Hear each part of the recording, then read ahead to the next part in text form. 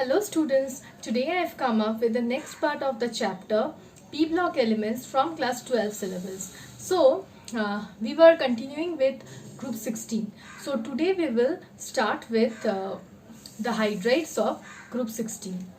So group 16 forms the following hydrides.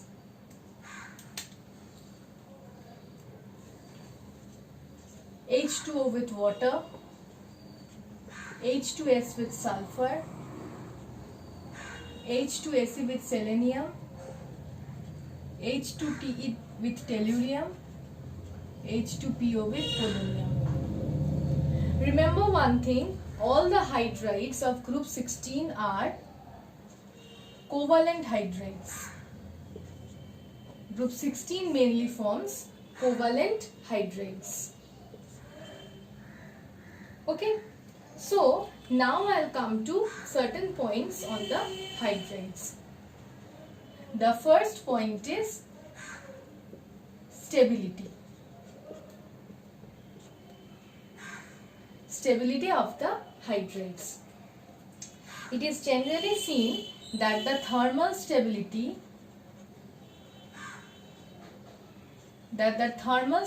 order of the hydrides is like this.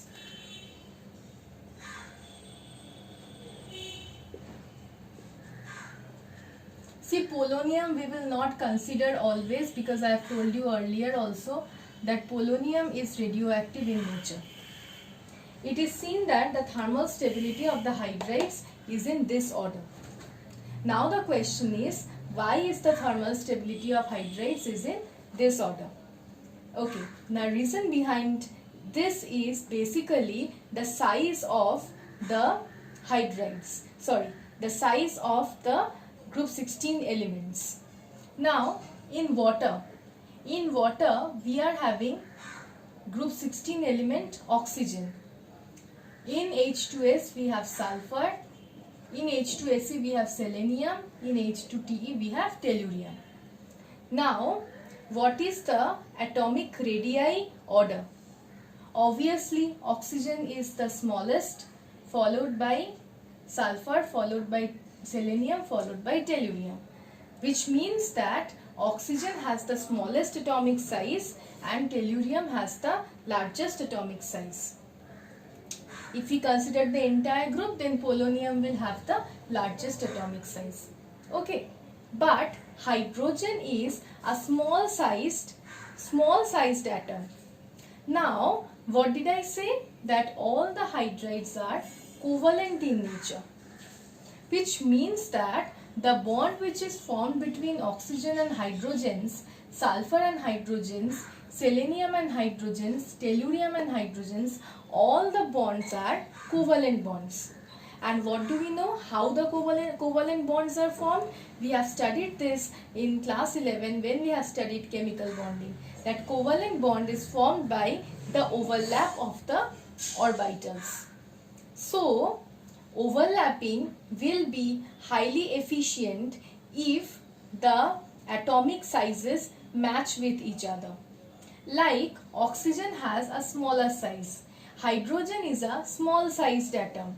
So the overlap between hydrogen and oxygen will be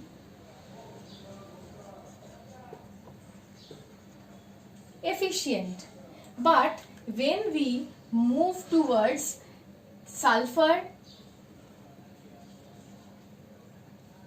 then look at the atomic size of sulfur. We know that sulfur has the 3s, 3p, 3d subshells, means it also has the 3d orbitals. So means sulfur has vacant 3d orbitals, but it has 3p and 3s subshells. So we can see that sulfur has obviously a large size as compared to that of oxygen, but hydrogen size remains constant. So if the size of the orbitals are matching, then there will be an efficient overlap. But when the size of the orbitals are mismatched, that is they are not matching, one is very small and the other is very big, then the overlap between the orbitals will not be that efficient. So, when the overlap of the orbital set is not efficient, it means that the bond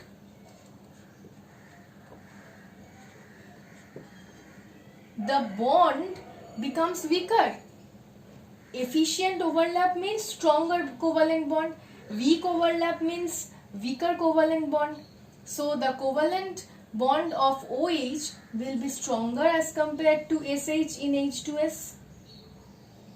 So as we move from oxygen to tellurium, the bond between the group 16 element and hydrogen becomes weaker. As soon as the covalent bond between the group 16 elements and the hydrogen atom becomes weaker, the stability will decrease. Obviously, if the bond is weak, then the stability is less. If the bond is strong, then the stability is high. In case of OH bond of water, see, the bond is strong and hence it has a greater stability. Large amount of heat will be required to break the OH bond of water. So the thermal stability of water is highest, and as we move from water to H2TE, we will see that the bond between tellurium and hydrogen is very weak. As a result, the stability of the bond is not at all strong. So very less amount of heat will be required to break this bond. That's why the thermal stability of water is highest and H2TE is lowest. Now from the thermal stability, from the stability of the bond, we can come to another part, like we can say that since this bond is weakest, so tellurium can easily give up hydrogen. Tellurium can easily give up hydrogen. So tellurium can act as a strong reducing agent. This is the thermal stability order. If we come to the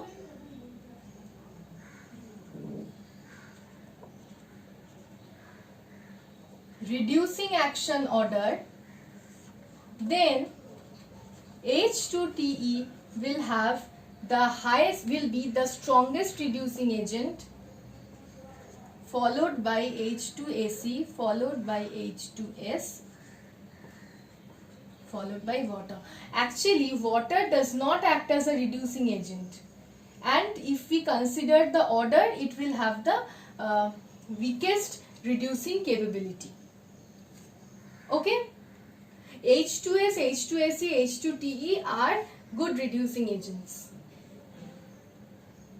Okay, so this is about stability and the reducing character of the hydrides. Now I'll come to the next character, which is the acidic nature.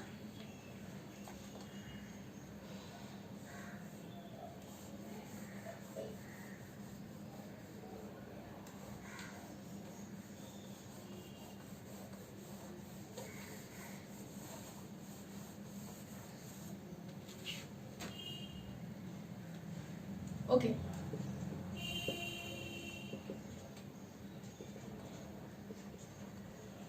Acidic nature.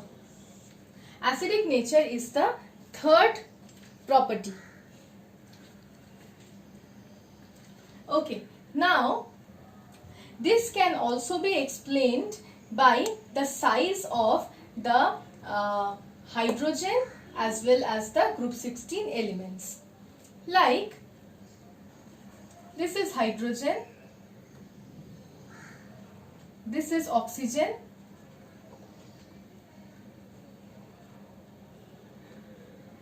this is the nucleus of hydrogen and oxygen, this is again hydrogen, this is sulfur,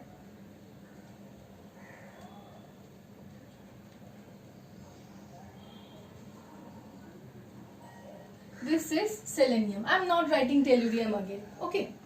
So, look at this. We all know that The atomic radii of tellurium is the highest and oxygen is the lowest. So, the distance between the hydrogen atom and the nucleus of oxygen atom is short, whereas because of the increase in size, the distance between hydrogen atom and the nucleus of sulfur will increase, and for selenium it will increase more, due to which water will not easily give up its H plus, whereas whereas the ease of forming H plus will be more for H2S, and it will increase for H2C, because we all know that since the distance between the hydrogen atom and the nucleus of the group 16 atoms increases, if it increases, then the bonds become weaker, and if the bonds become weaker, then the discharge of H plus becomes easier.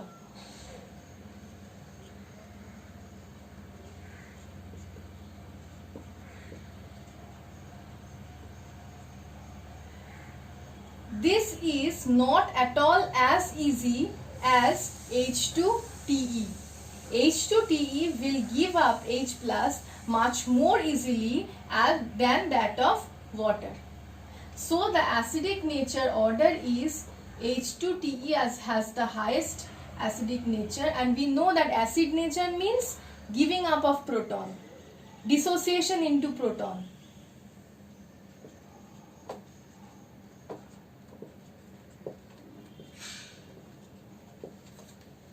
Okay. Next is the volatile nature.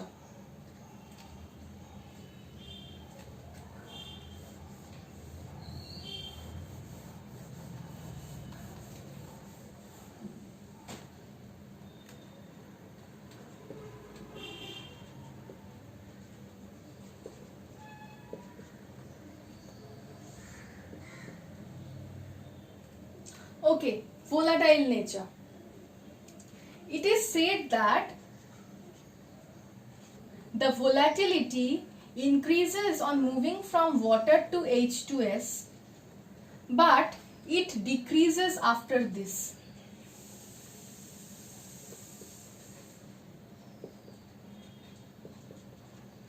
Now, what is the reason behind it? See, the volatile nature of water is low. Why the volatile nature of water is low? We will come to this trend. But first, let me explain for water. Why the volatility of water is low, or water has low volatility, we can say.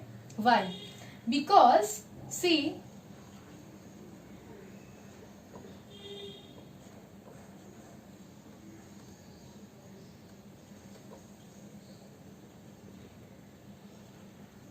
water is a polar covalent compound.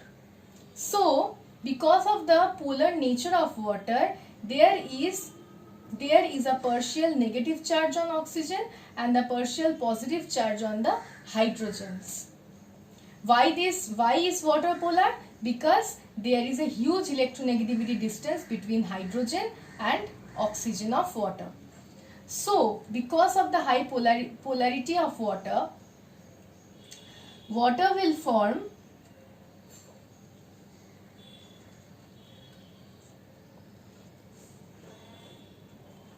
intermolecular hydrogen bonding with other water molecules. Water will form intermolecular hydrogen bonding with other water molecules. That is why water has abnormally high boiling point. Because of this intermolecular hydrogen bonding, water becomes highly stable. So it has abnormally high boiling point. Which means if it has abnormally high boiling point, what does it mean? It means that its volatile nature is very less. It means that it has very low volatility. Now, so for water, this is the trend. So after water, the volatility of H2S is obviously greater than that of water. Then why this trend? Why H2AC and H2TE has low volatility as compared to H2S? The fact is that as we move from sulfur to tellurium, the atomic sizes increases. As the atomic sizes increases, the van der Waals forces of attraction also increases. And we all know that when the van der Waals forces of attraction increases, then they will not easily volatilize out. They will not easily become vapor. So the volatility again decreases from H2S to H2TE. So basically what happens in water? In water, due to the intermolecular hydrogen bonding, we will write here intermolecular.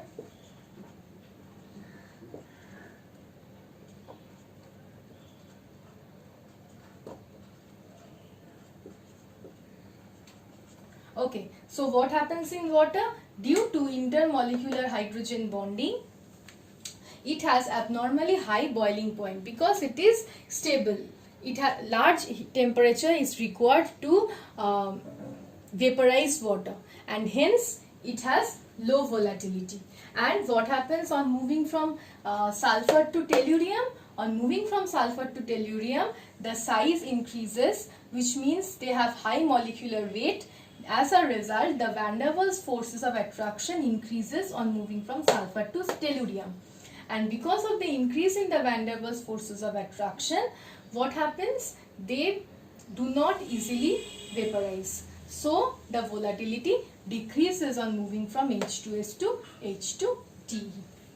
So these are about the various properties and natures of hydrides. Okay, so this video is up till this. Thank you.